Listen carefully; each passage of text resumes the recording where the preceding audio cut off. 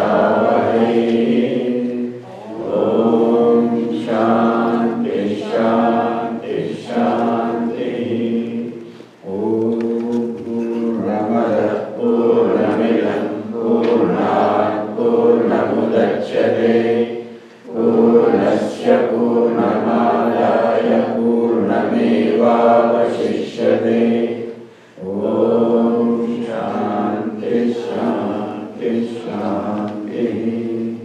Smriti Smriti Purananam Alayam Karunalayam Namami Bhagavad Padam Shankaram Loka Shankaram Shankaram Shankaracharyam Keshavam Badarayanam Sutra Bhashya Kritau Vande Bhagavantau Punah Punah Ishvaro Gururatmeti Murti Veda Vibhagine Vyoma Vadyapta Dehaya Dakshinamurtaye Namaha.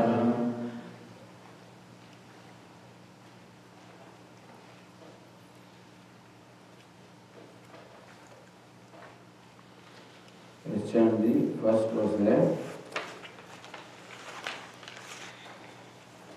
Maya tatamidam sarvam Maya tatamidam sarvam Jagadavyaktamurtina Jagadavyaktamurtina Matsthani sarvabhutani Matsthani sarvabhutani Nachaham teshvavasthidah Nachaham teshvavasthidah Sarvabhutani kaunteya Sarvabhutani kaunteya Prakritim mamikam Kalpakshaye punastani Kalpakshaye punastani Kalpado visrujamyaham Kalpado visrujamyaham Mayadhyakshena prakritihi Mayadhyakshena prakritihi Suyate sacharacharam Suyate sacharacharam Hetunanena kaunteya Hetunanena kaunteya Jagadviparivartate Jagadviparivartate. In these three verses, Lord Krishna teaches us what is the nature of Ishvara, what is our concept of God is very well expressed in these three verses. The first verse, Lord Krishna said, Maya tatamidam sarvam jagat avyaktamurtina Maya avyaktamurtina idam sarvam jagat tadam.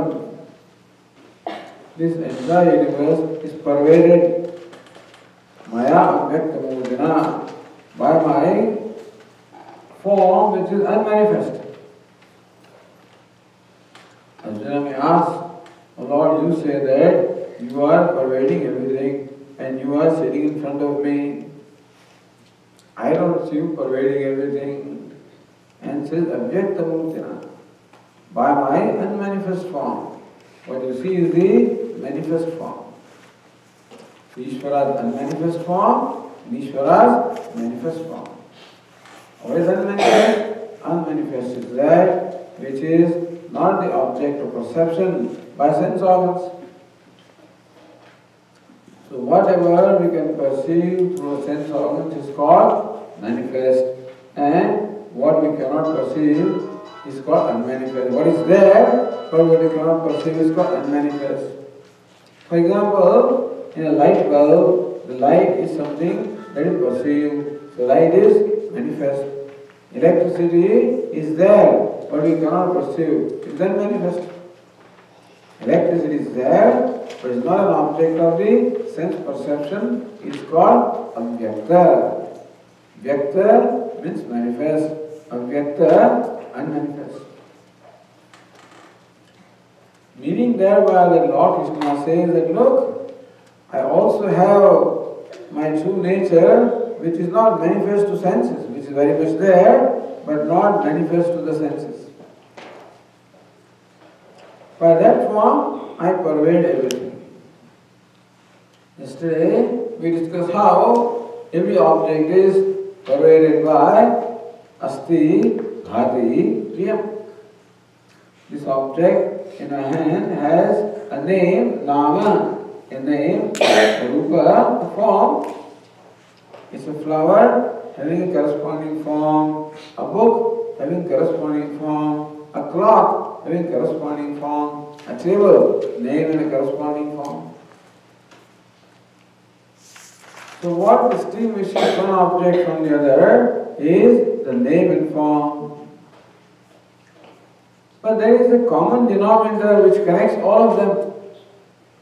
Just as a thread connects all the flowers in a garland. We see the flowers, we don't see the thread. But without the threads, the flowers could not exist in a harmonious arrangement called a garland. Without the thread, all flowers would have scattered away. Similarly, there is something that keeps the whole universe in harmony. The whole universe is one organic whole.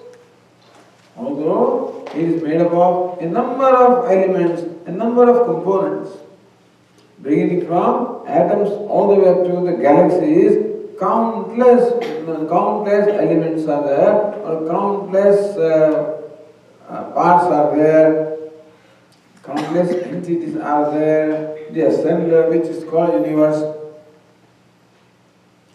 But we look upon the universe as one organic whole. Just as this body is one organic whole, in this body there are many limbs and many organs. All of these are connected with one another, and there is one self, one consciousness that informs them all, pervades them all. Similarly, the whole universe also is one organic whole, and one consciousness informs everything, pervades everything. That consciousness alone is called Asti, Bhati, Priyam, Sat, Chit, Ananda. The flower is, flower shines in my consciousness, and flower is dear to me. Is means Asti, shines means Bhati, and dear means Priyam. That's the most common denominator. Just as there may be many ornaments. Each ornament is different from the other one in name and form and usefulness, but the gold is the common denominator. Because Samanya and Vishesha. Samanya means that which is the universal. Vishesha means a particular. In the example of golden ornaments, gold is universal, ornaments are particular. Similarly, the universe also, all of us, all the names and forms, sentient or insentient, whatever that is, every name and form is a particular expression. All of that is pervaded by, informed by, held by, upheld by, sustained by one most common denominator.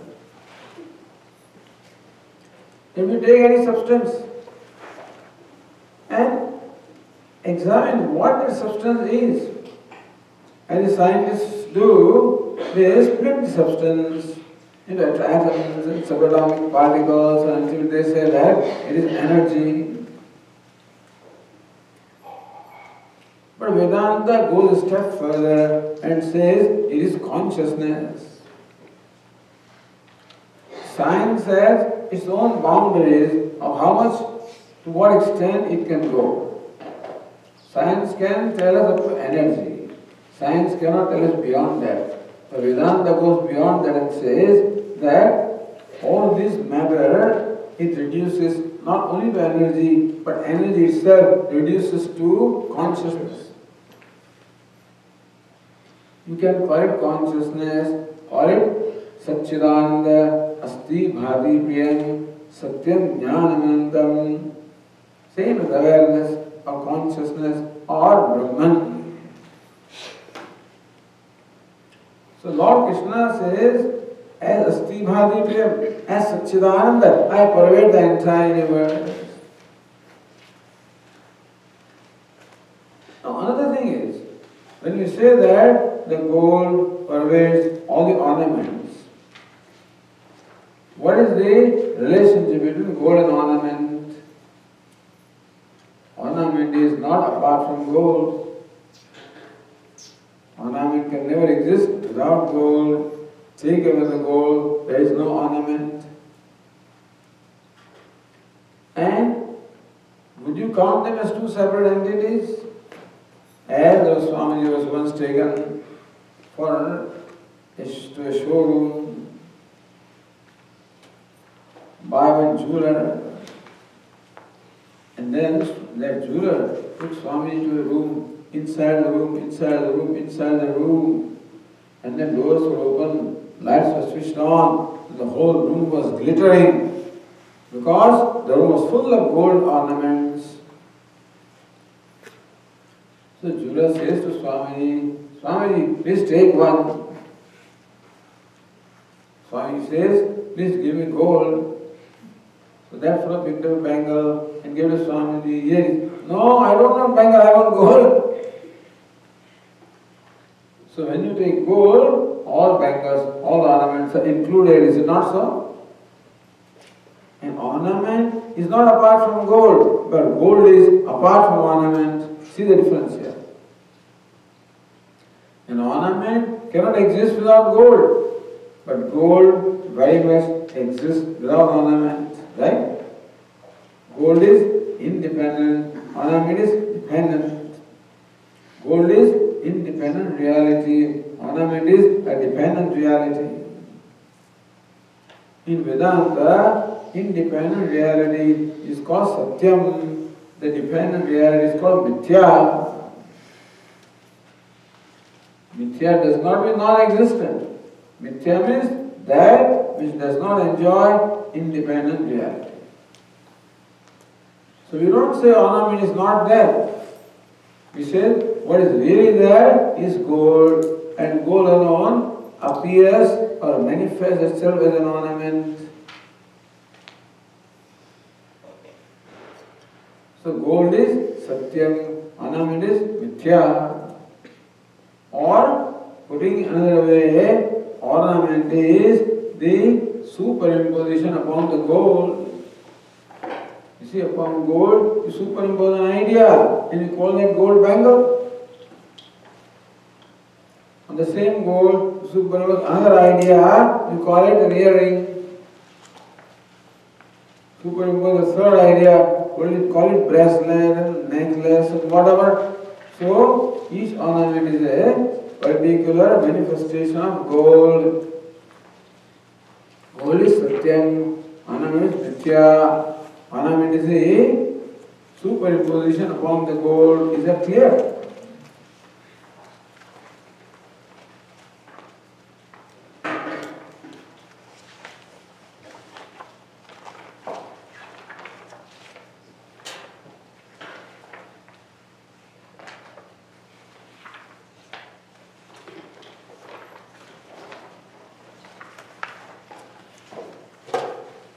They give it to you, they don't give it to me.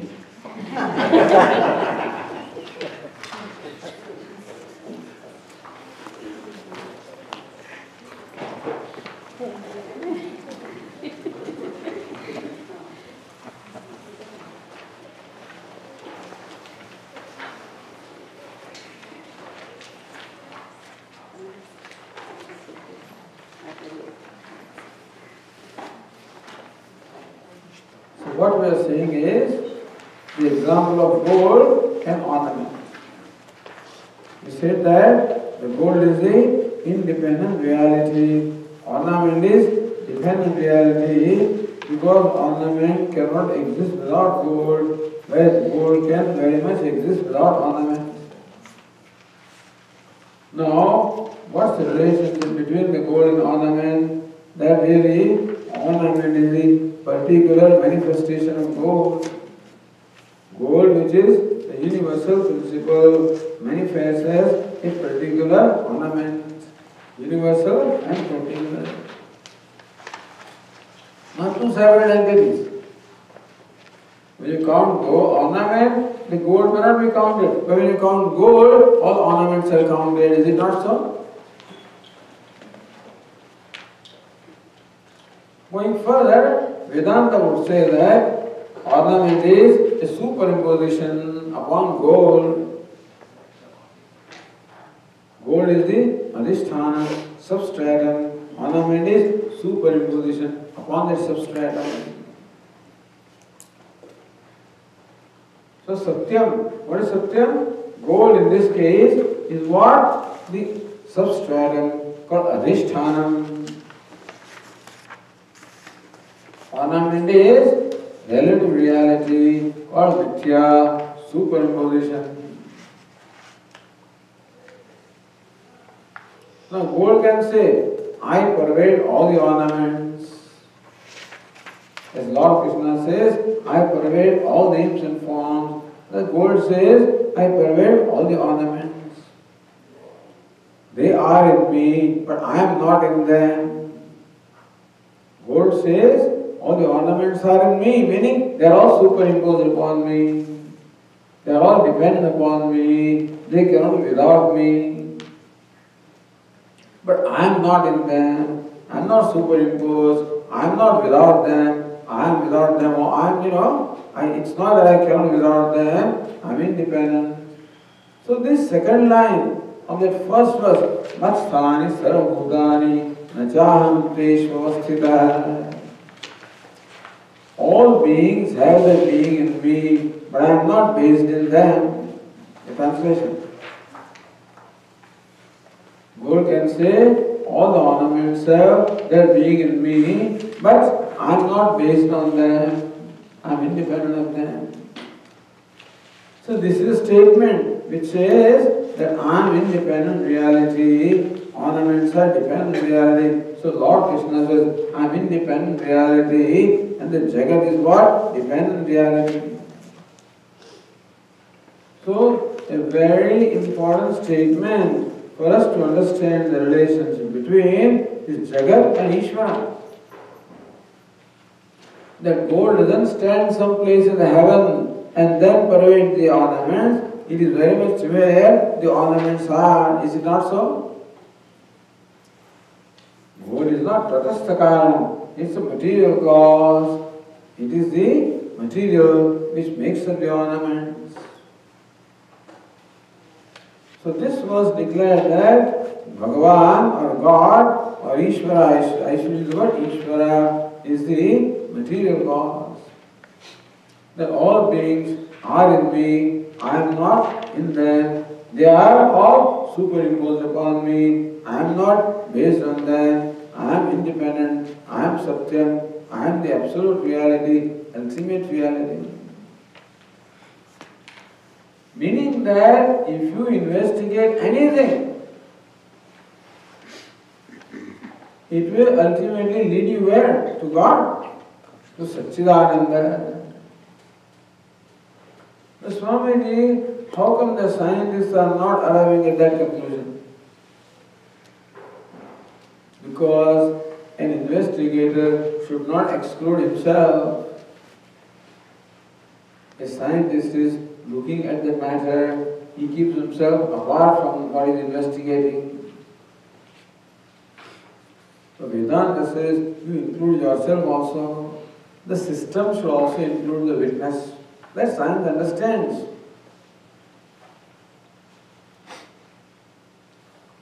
Then you know what happens? Now give another example. See how Vedantins investigate. Vedantins take the example of dream. There is a dreamer and there is a dream world. Now when the dreamer wakes up, where does the dream world go? Suppose in the dream, I am giving you this talk in the dream and I wake up, what happens to all of you? Suppose this is a dream and I am talking to you and I wake up. What happens to the dream world? Do you continue to remain there and wait for me to come back? The Swami has woken up now, again he will come to dream, then we will listen to his talk. Is it like that? No. You all wake up with me. Where did you all come from? I was the only one who was sleeping. In between there was a dream world and all of you were there. Where did you all come from? From me only, because I am the only entity there, understand? The one who went to sleep was I. One who woke up also is I. Only entity there is I. Call it dreamer if you want. Therefore the whole dream world emerged from whom? From the dreamer only, is it not so? So dream world came from the dreamer, sustained by the dreamer. When the dreamer wakes up, the whole dream world also wakes up, merges back into him. It emerged from the dreamer, it is sustained by the dreamer, it merges back into the dreamer. Is it not so? Similarly, a scientist, if he really wants to make a proper inquiry, he should understand the relation between the world that is investigating, the matter which is investigating, his own self. That the whole material world has emerged from him, it is sustained by him, it will merge back into him. So if he excludes himself, he can never really find the truth. If he includes himself, then he knows that he enjoys a reality different from reality in the world, that the self enjoys a higher level of reality, the world which is drishya, like a dreamer. The dream world is mithya, the dreamer's world, it emerges from the dreamer, sustained by the dreamer, merges back in the dreamer. So also, if I am investigating this universe, I should understand the universe has emerged from me, it is sustained by me, it merges back into me. So when you merge back, is understanding the truth. The scientists think that the world has emerged from energy, is sustained by energy, merges back into energy. But then energy is Maya. That Maya also has its basis what? In the consciousness, in the self. So Satyam and Mithya. Brahma Satyam, Jagat Mithya. Have you heard this? Brahma Satyam, Jagat Mithya. Brahma or Ishvara is Satyam, as we explained. Jagat means the names and forms. So in here also, in what we call flower also, there are two aspects. One is Satyam, other is Mithya. What is Satyam here? Asti, Bhati, Priyam. Sat, Chit, Ananda. That is Satyam. What is Mithya? Nama and Rupa. Name and form are Mithya. So don't say that I do not experience God. We are constantly experiencing God. Can you experience the ornament without experiencing gold? Can you experience an ornament without experiencing gold? Can you experience this cloth without experiencing the cotton? Can you experience a pot without experiencing clay? Similarly, can you experience this name and form without experiencing Asti, Bhati, Priyam? Can you?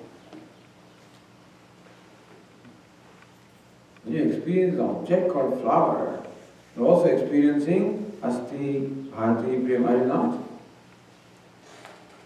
Because without existence, this cannot be. Without awareness, it cannot shine. Without lovability, attractiveness, it cannot also exist. So what's the essence of this object in my hand? Asti, Bhati, Priyam. Therefore, when I am experiencing this name and form, I am also experiencing the Asti, Bhati, Priyam. Is it not so? Because God is all pervading, is immanent. Immanent expression of God. Astivadipyam pervades everything. Therefore, to recognize Ishvara, Lord Krishna gave a beautiful program in Bhagavad Gita. First, Lord Krishna says that appreciate the all-pervading God who pervades every name and form. Therefore, Karma Yoga, when you perform actions, perform them as an offering to Ishvara who is in front of you. That's how the concept of duty comes, the concept of yajna comes, concept of offering comes. That while I am performing this act of talking, in what spirit should we perform? As an offering to Ishvara who is manifest before me. Is it not so? If all ornaments are manifestations of gold, then all the names and forms are manifestations of what? Asti, Bhati, Priyam. Is it not so? What is Asti, Bhati, Satchidananda, which is Brahma, which is God, which is Ishvara, which is Self. The important part of equation is to understand. Asti, Bhati, Priyam is not out there. Even though we say that the flower has Asti, Bhati, Priyam, is not out there. Where is Asti, Bhati, Priyam? He is very much myself. You follow? Asti, Bhati, Priyam is myself. So I am, from me, the whole waking world is emerged. By I, Asti, Bhati, Priyam, it is sustained. I, Asti, Bhati, into which it merges back. You understand that? Who am I? I am Brahma. Yato va imani bhutani jayante yena jatani jivanti yat prayante visamvishanti. That from which all the beings emerge, by whom everything is sustained, unto which everything goes back. That is Brahman. That is what? That is I. Just as from the dreamer, the dream world emerges. By the dream world is sustained. Unto dreamer, the dream world goes back. So also about the waking world. All emerge from I, the true I, which is what? Not ego. Asti, Bhati, Priyam. Emerge from that, the whole universe is sustained by that, merges back into that. This is called material cause. Gold is the material cause of all the ornaments. From the gold, all ornaments will come.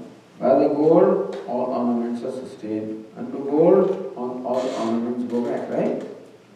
So gold is called the material, or material cause of the ornament. Or the Swami words, matter, from which all ornaments are made. So in that verse, Lord Krishna declared himself to be the material cause of the universe, or the matter from which the universe is made. The next verse that we read, Sarvabhutani Kaunteya Prakriti Vyantimamikam Kalpakshe Punastani Kalpado Isujamyaham.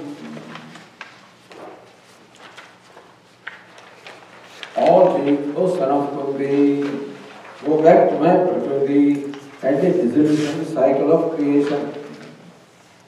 Again, at the beginning of cycle, I create them. See these words. I create them. Meaning what? I am the maker. So in the first verse that we read, Lord Krishna declared himself as the material. In this verse, Lord Krishna declares himself as the maker. At the beginning of cycle of creation, I create them. He is creator. See, to make anything, we require at least two causes. The maker and the material. To make an ornament, for example, we require a goldsmith who is the maker, and the gold is the material from which he makes them. In our day-to-day life, the maker and material are different. But when it comes to creation, the maker and material are not different. In the first verse, Lord Krishna said, I am the material that pervades everything. So what's the nature of material cause? It pervades the effect. Like gold is the material cause, pervades all the ornaments. So Lord Krishna says, I pervade everything, meaning that I am the material cause. And who is the maker? Normally, a maker stands apart from the creation, apart from what he makes. And the goldsmith stands apart from the ornament that he makes. But here, Lord Krishna declares himself to be the material as well as maker. That at the end of dissolution, at the time of dissolution, all the beings merge into me. At the time of creation, I again create them. That means I am the maker. The material is God, the maker also is God. How can one thing be true? If one thing transcends both of them, then only it can be true. You see, when they talk about the matter, sometimes matter behaves like particles. Sometimes matter behaves like waves. So, what's the true nature of matter? When sometimes it behaves like particles, sometimes behaves like waves, that means in reality it transcends both, understand? Matter transcends the idea of both the wave as well as particle. Similarly, if one God is maker, he is also material, then in reality he must be what? He must transcend both of them. Nacha masthani bhutani pasyame yogameshwaram. Hey Arjuna, none of them is in me. I am totally free from all of them. Meaning that in the ultimate reality, I am neither the maker nor material. Meaning the idea of maker and material also drop off. In the ultimate reality, that I am. So that is said in the third verse. Let us read that verse number 3.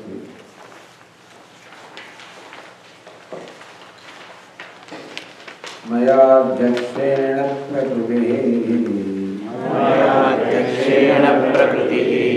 सूयते सचराचरम् हेतुनानेन Kaunteya जगद्विपरिवर्तते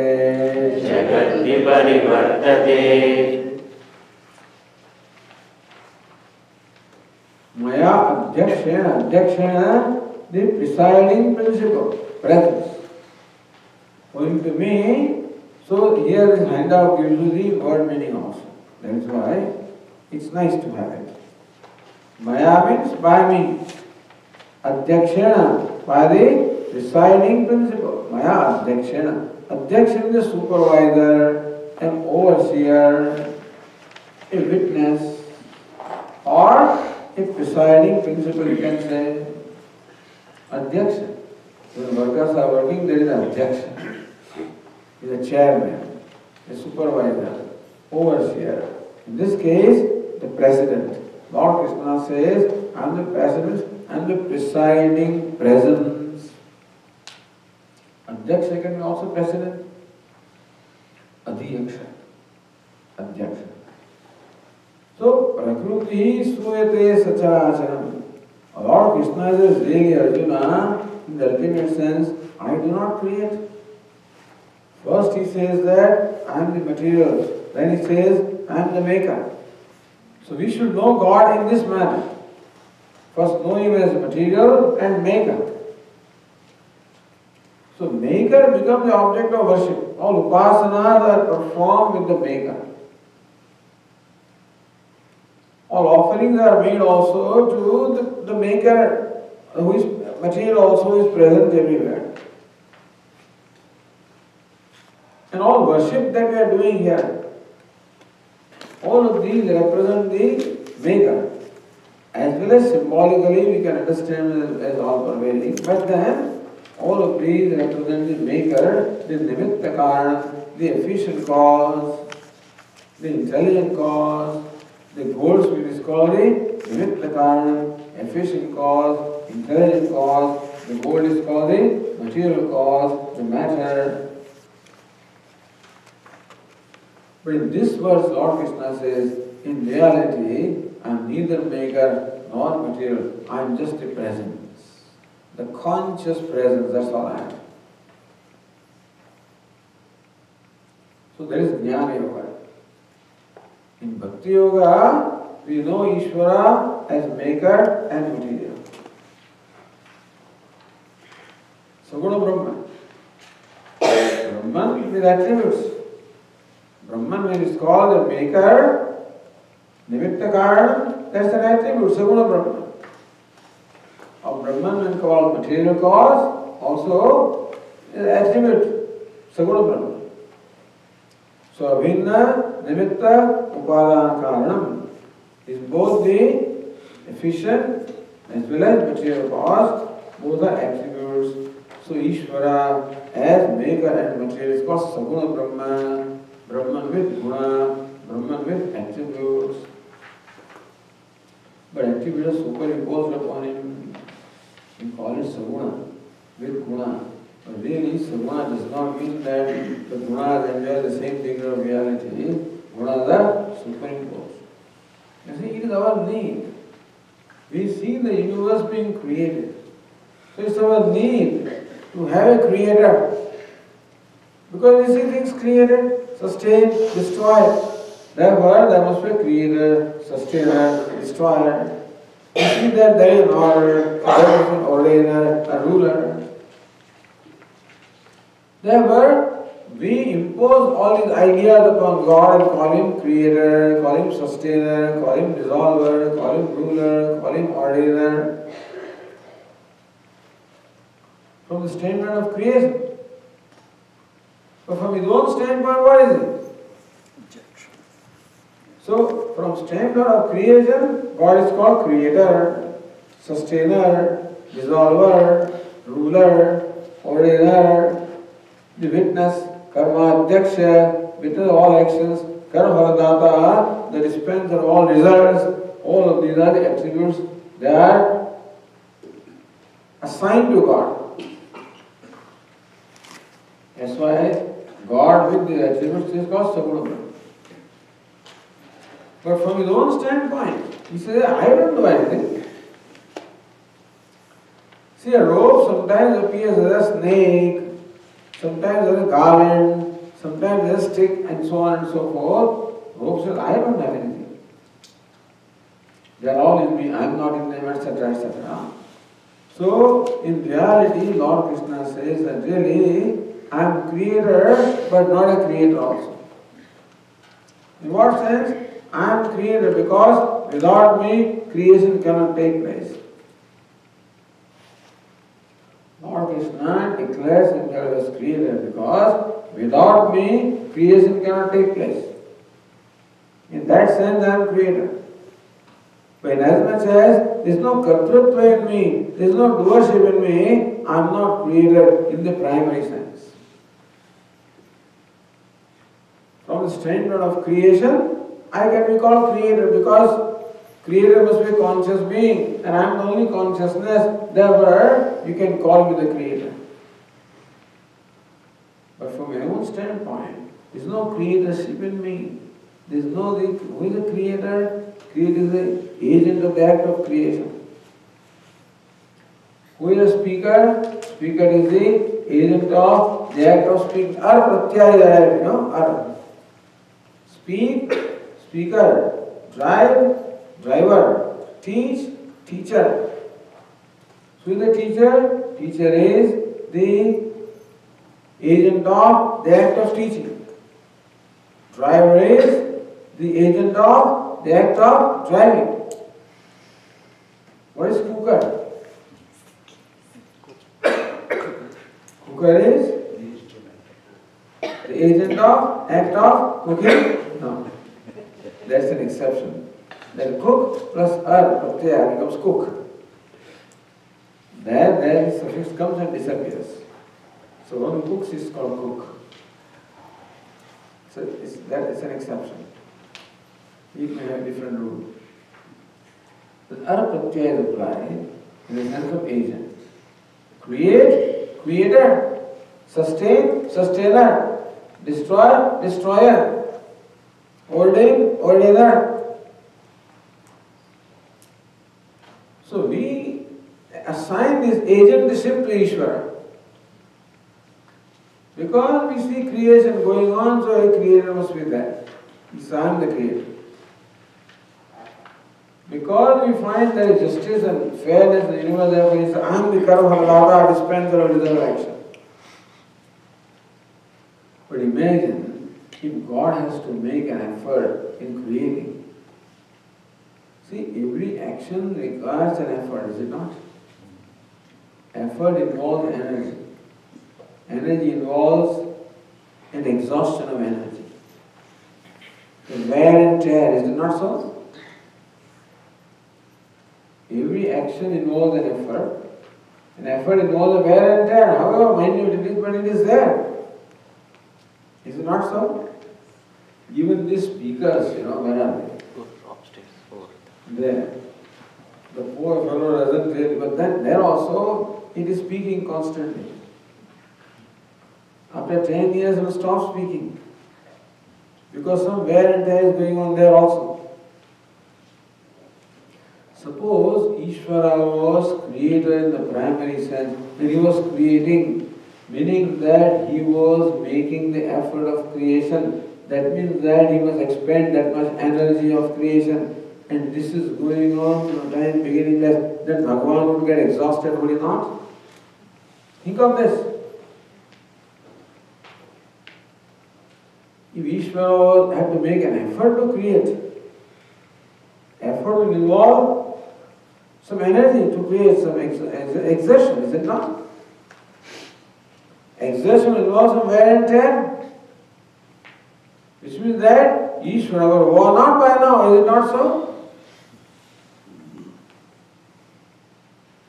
So Ishvara is what kind of creator? A creator who creates without undergoing wear and tear. Is it not so?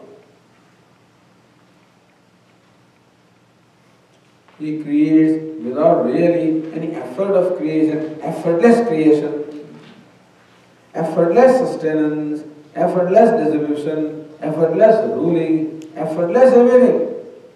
If any effort is involved, a wear and tear would be involved. Then Ishvara also would ultimately wear out and you will be perishable. You follow that? If Ishvara really does something in the true sense, he will be perishable. But Ishvara is Aksharam, Brahma Paramam. Ishvara is imperishable. For him to be imperishable, he must be what? Should not have any effort in no wear and tear. Means what? No exertion. Means what? No effort. Then what? Presiding presence. Maya Adhyaksha, very important. This 9th chapter very beautifully explains, teaches us what is the nature of Ishvara. Maya Adhyakshena Prakriti Suyate Sacharacharam. I am just the presiding presence. In my presence things take place. I do not do them, they take place. Since without me they cannot take place, therefore in a secondary sense I can be called a doer, not in primary sense. So Maya Adhyakshena Prakriti, call it Maya. In my presence, Maya gets enlivened and then does everything.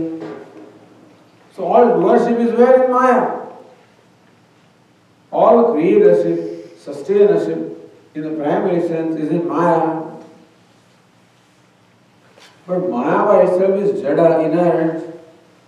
So inert thing cannot do anything without the presence of the conscious being. In that sense, in a secondary sense, Brahman is called the cause of the creation. In primary sense, Maya is the cause. Is it understood? Any questions?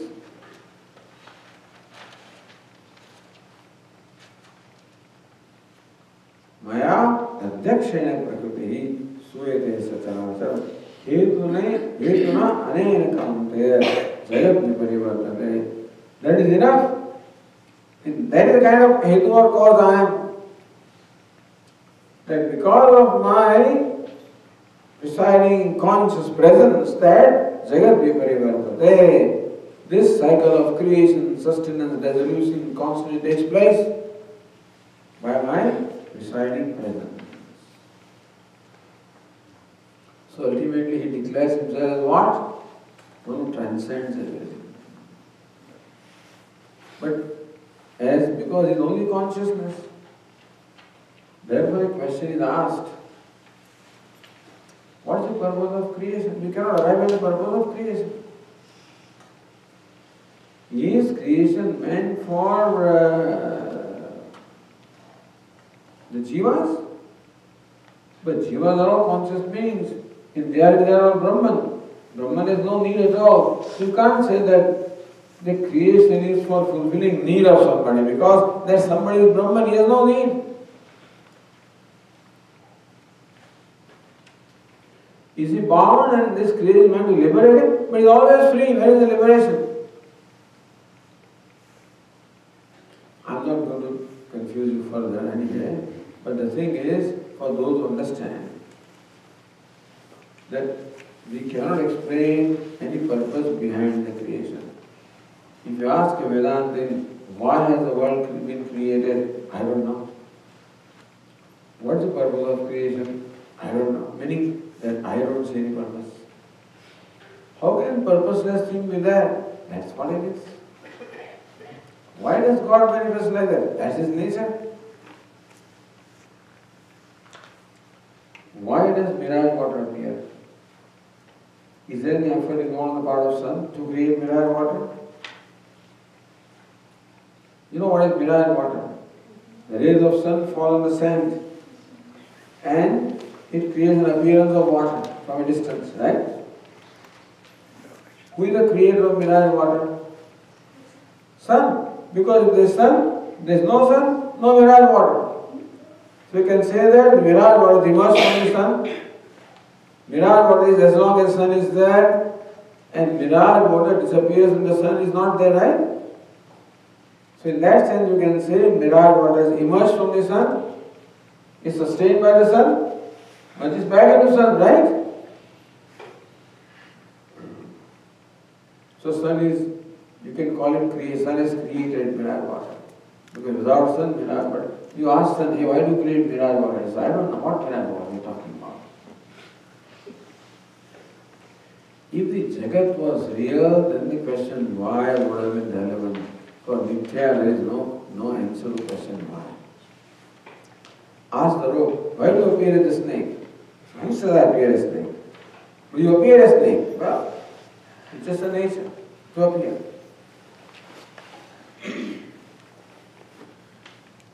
Hetunane kaunteya jagat viparivartate. That's the only hetu, that I am the presiding presence, and jagat revolves round and round, creation, sustenance, resolution, creation goes on. No wear and tear in Ishvara, no exertion in Ishvara, no effort in Ishvara. All that is required is the presence. What a powerful presence it must be. You see, less powerful you are, more effort there is. More powerful you are, less effort there is. In low-level supervisors, you keep on shouting at the workers all the time. You know? Then higher following comes, the workers become more disciplined. More higher person comes, and highest fellow comes, these workers know that we all depend upon him ultimately. All of them become very obedient. In a government office also, when everybody works obediently, you know that some officer must be here, he must be visiting here. Once upon a time, like in a pharmaceutical plant, and all workers, hey, so and so is coming. So before he comes, everybody comes there, place, and everybody is doing sincerely their job. That fellow the manager doesn't have to tell them to do that. By his presence things are done, right? It's not necessary that you always have to shout to get things done. Your presence is enough if you are powerful. How powerful Ishvara is? All powerful. Therefore, things just take place in His presence. What does Lord Krishna have to do to attract all the gopis towards Him? Tell me. What does Lord Krishna have to do to attract? All that He does is He is the embodiment of love. That love is so powerful that, and that love is spread in the sound of His flute. And everybody just becomes, they are all in trance. They don't even know what they are doing. They just get drawn towards Him. All the gopis just drop what they are doing. Even the feeding the child, they drop it and they are all drawn towards Lord Krishna. Even the cows all go in trance, the sand goes in trance, all the trees go in trance, everything is in trance. What effort is required about Lord Krishna? Just the presence. Is it not so? He is standing in the middle. All the gopis are revolving around Him. All you need is the presence. Gopis are all Maya, evolving. Jetunane kaunte jagat viparivartate. I just am, and because of my presence, the Maya gets enlivened. All gopis get enlivened by the presence of Lord Krishna. And then they just dance around Him. So they are symbolically presented for us, Lord Krishna. So these three verses give us the jnanam, the knowledge, Ishvara, whom we have to know. Knowledge takes place in stages. First, Ishvara as a nimitta karma, as a maker. You offer all your actions to Him. I am dasaha. I am the servant, then He is the master. He is the creator, I am created. He is the master, I am the servant. Therefore, a karma yogi offers all his actions as a servant would offer them to the master. An ideal servant, not today's servants. In India, master is servant to the servant these days. It's a different. But an ideal servant. Because the master takes care of me, and therefore the servant lives for the master, does whatever he does for the master. Yat karoshi, in this verse, in this chapter itself will come. Yat karoshi, yat ashnasi, yat juhoshi, tadasyat, yat tapasyasi kaunte, tat kurushva madarpanam. Whatever you do, whatever you eat, whatever you offer in homa, whatever dhanam, whatever austerity, whatever you do, perform the action in such a manner that they become offered to me. So offering all the actions to Ishvara in the first stage, from Karma Yoga, with bhakti, with devotion.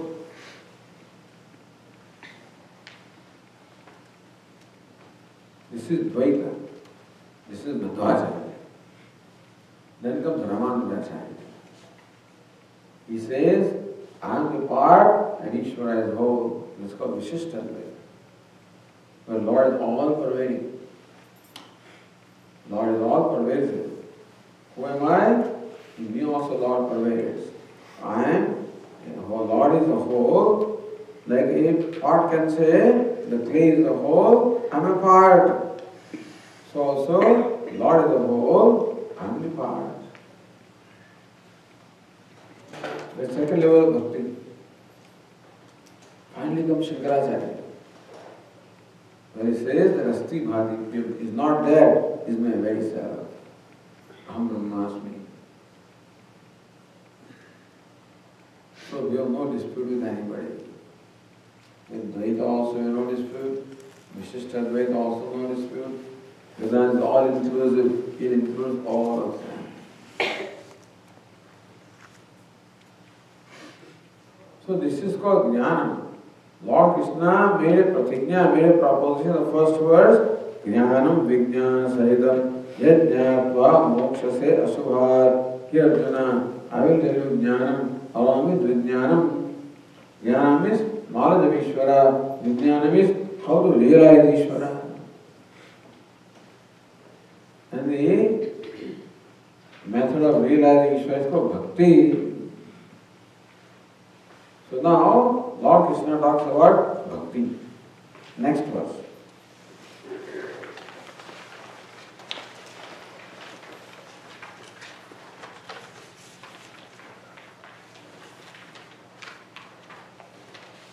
Mahatmanastu mam partha Mahatmanastu mam partha Daivim prakriti mashrita Devim prakriti mashita Bhajantyadanya manasaha Bhajantyanya manasaha Jnatva bhutadimabhyayam Jnatva bhutadimabhyayam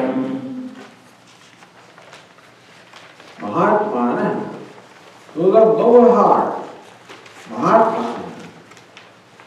Mahan Atma Yesham Te Mahatmana. Atma is mind. Mahatma, Atma means mind of the heart. Mahan means vast. Those are large-hearted. Those are noble souls, large-hearted souls. Are Mahatmas. They are all inclusive.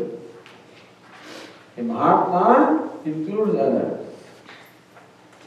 He does not discriminate. No, between a sinner and a saint. Mahatma is the one who is committed to the vision or knowledge of the one Ishvara, who is everywhere. There are tamasic people, there are rajasic people, there are sattvic people. Lord Krishna said earlier, these tamasic people, they don't worship me. In fact, they very often they insult me.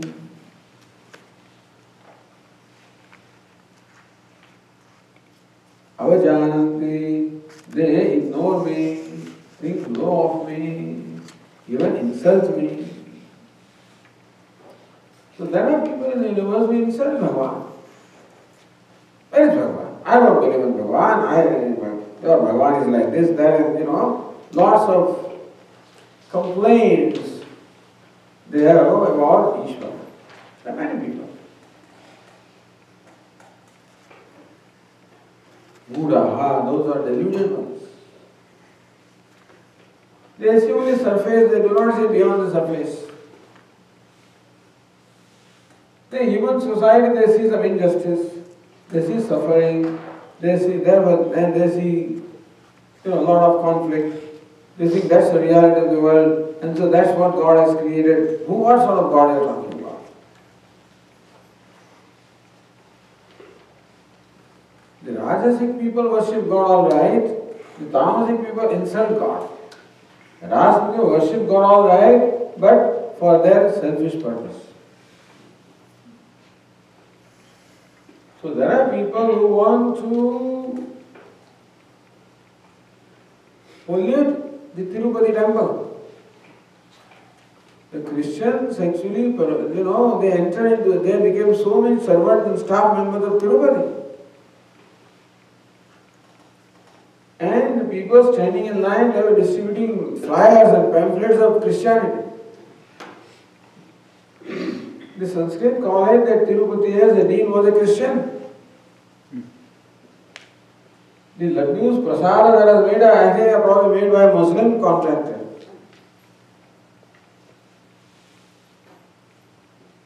Tamasic people cannot stand this. The administrators, they cannot stand anything holy. They want to desecrate it. Tamas. The Rajasic people, they line up there, put money in the hundi, and do